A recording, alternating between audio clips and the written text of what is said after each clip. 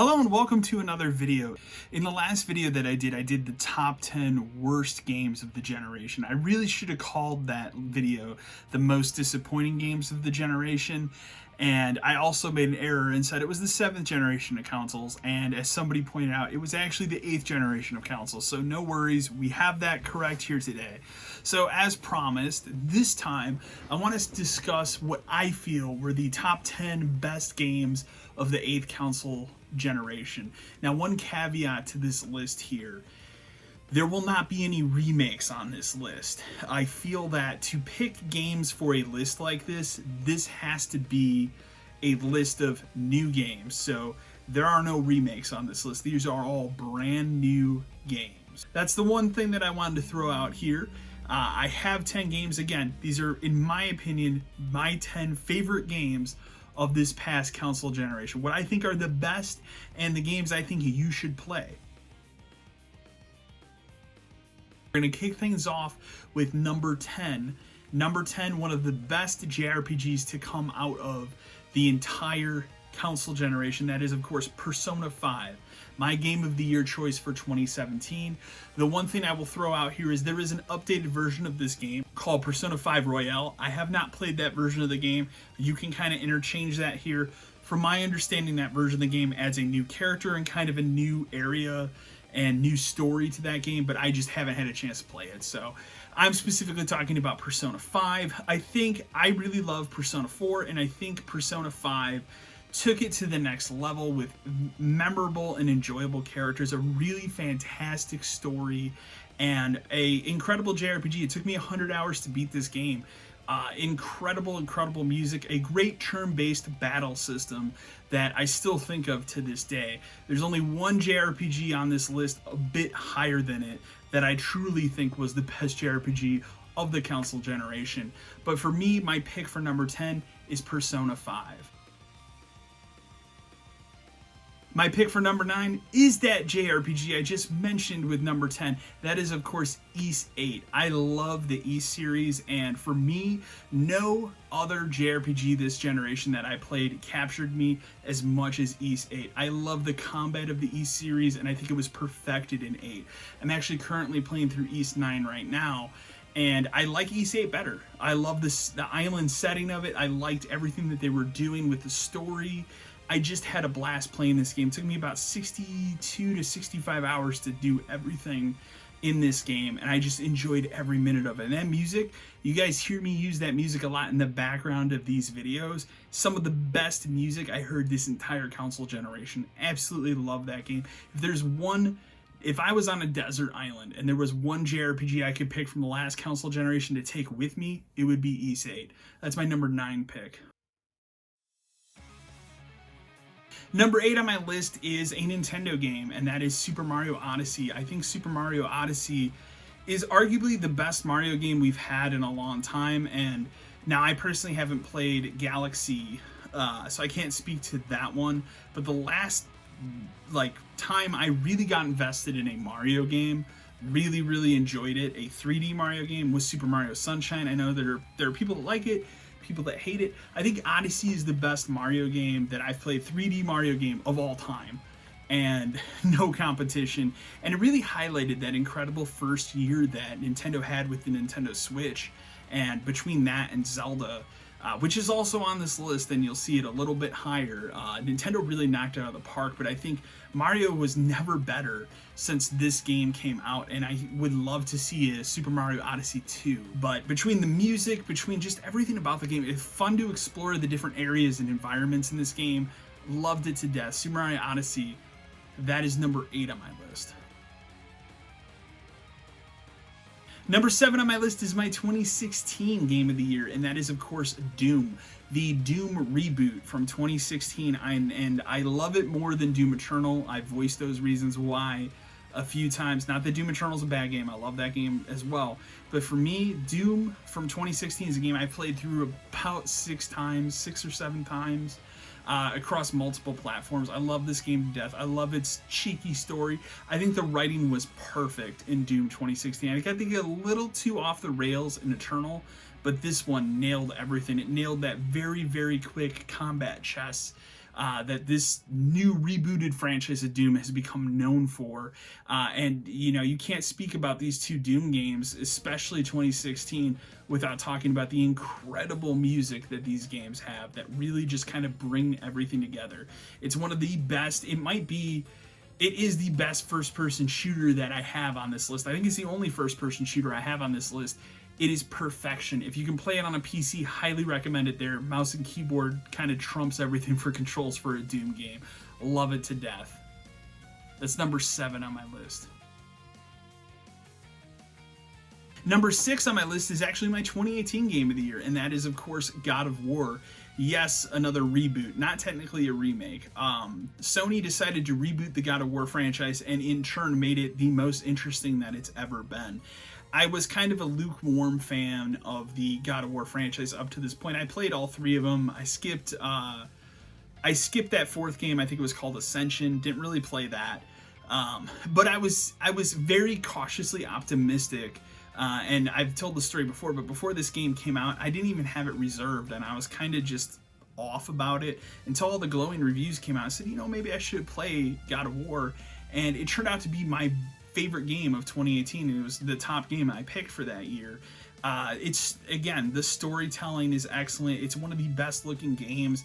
If you have a PS5 right now, you can actually play this game at 60 frames. Highly recommend you play the game that way. It probably looks incredible. I haven't personally looked at it that way, but I plan to at some point. I love God of War. I cannot wait for the sequel. I think they did a good job of humanizing Kratos and actually grounding him as a character in a way where he's not just this, you know, bumbling, angry dude who's mad because his family died. He actually has a sense of purpose in this new game. And I think that was the thing that I gravitated towards the most. Excellent game. I can't also mention this game without mentioning the incredible feat that it was to make this game entirely one take. We've seen a couple Hollywood movies do this, but we've never seen a game really do this, and this game did it to literal perfection. God of War is number 6 on my list. Number 5 on my list is the other Nintendo game I have for my top 10, and that is Zelda Breath of the Wild. I love this game to death. I played about half of it in 2017 when the system launched, and then I put it down for a long time, came back to it, I believe, in 2019, and finished it, put another, 80 hours into it. I think when I was done, I was at like 150 hours. It is probably my favorite Zelda game of all time. I think it even trumps Ocarina of Time the more and more I look back at it now as we're past it, and I can't wait for whatever Breath of the Wild 2 ends up being. But for me personally, it was the open world. It was such a different open world. It almost had kind of a Dark Souls vibe to it in terms of its difficulty as well, and it had this real structure of not holding your hand about anything in the game either that I really appreciate. It's something you don't really see in games, and as I played the game, it really made me feel like a kid again playing as Zelda for the first time. I can't say enough good things about it. If you have a Switch, Zelda Breath of the Wild, even today in 2021, fantastic game. Highly recommend it. That's number 5 on my list. Number 4 on my list is the greatest Harvest Moon game ever made, and it's not Harvest Moon, it's Stardew Valley. Stardew Valley is a game that I've put easily over 400 hours in this generation between versions. I have it on PC, I have it on Xbox, I think I even own it on PS4, and I have it on Switch, which is an excellent way to play the game. It is, like I said, the best version of a Harvest Moon you could ever ask for. And it allows you to sit in this town. You can, do everything that you have to do with your crops, but it's with the relationships you build. It's the fact that this game was made by one person, but he continuously provides updates for the game, adding new content every once in a while. Now you can even play the game in co-op. Up to 4 people can play on the same farm. That's unbelievable. The amount of support this game has gotten post-release is just fascinating. And it's something that I've come back to time and time again over the course of this generation. It's truly the mark of a great game. It's probably I think it is the only independent game that's on my top 10 list, but I love it to death. I love the music. I love the way the characters are written in the game, and I just like the farming in the game. I always loved Harvest Moon. Obviously, those recent games have been real shit if we're being honest, but Stardew Valley is the best Harvest Moon game you can ever play. It's number 4 on my list. Number 3 on my list is going to be a real controversial pick for some people, but for me, I love the hell out of this game, and that is, of course, 2019's Death Stranding. Kojima's other masterpiece, as you will. It's wacky, it's out there. It is essentially the walking simulator you never knew you wanted, and for a lot of people, that's going to turn a lot of people off. But for me, I loved every weird aspect about it. I love the story that was in there. The story is presented in a really weird and bizarre way, but I love the story for what it was. Really enjoyed my time with that. I put about 70 hours into it when it was all said and done. And it's a fantastic game. And all the performance capture from the various actors, including like Norman Reedus and Mads Mikkelsen, all these people that they got for this game do a phenomenal job. I think about the one scene with Die Hardman, spoilers, might be one of the best acted like motion capture jobs I've ever seen in a video game to this point. Love this game to death, love the music, love everything about it. Again, it's not going to be everybody's cup of tea, and a lot of people are going to look at this and go, man, you put Death Stranding on your list, that's whack. But I love Death Stranding for what it is. It's number 3 on my list. Number 2 on my list, I toyed with being number 1 on my list, but there's one game that edges it out, and that game is Control from 2019. That was my favorite game of 2019, actually. Control is like Twin Peaks, the video game, mixed with the X-Files. It's this incredible game. It's one of the few games of this past generation that I found myself so devoted to when I was playing it that I enjoyed getting the collectibles, not just to get an achievement or a trophy, but to read every aspect about it, because it kept telling these interesting side stories, and there were so many interesting and creative things going on in Control. And unfortunately, when the game came out, at least for current consoles at the time, so Xbox One, PS4, it was plagued with some technical issues that I think turned a lot of people off. But there's an excellent version of the game now in the Ultimate Edition. If you have a PS5 or a Series X and you've never played the game, I'd highly recommend you pick up that version, even knowing that the scuttle around the release of that version is a bit questionable. I have a different video you can watch on the channel about that. But if you've never played Control, I can't tell you to not buy that version. That would be the version to buy. They added some DLC to the game as well. That's also excellent. But for me, Control, second best game of the generation. Like, I still think about it to this day, and I'm actually looking at playing through it again. Really, really enjoy it. It's such an excellent, unique game. Like, it's one of the most unique games of this past generation. That's number 2 on my list. So finally, here we have it. What do I think is the best video game of this generation? What game did I love more than any other game? What game do I think of when I think of the PS4, Xbox One generation? What is the game? What is the one game I would tell somebody if I still worked at GameStop and said, like, what's one game I could get? What would that be? Well, for me, I kind of alluded to it when we talked about Death Stranding, but this is Kojima's other masterpiece from this console generation. That is, of course, Metal Gear Solid 5: The Phantom Pain. It's perfect. It's the perfect stealth game. And I think not only by wrapping up a 30-year-long storyline in between releases perfectly, in my opinion, but also just the stealth aspect. It's incredible. It's really quite an incredible game. I still think about it to this day.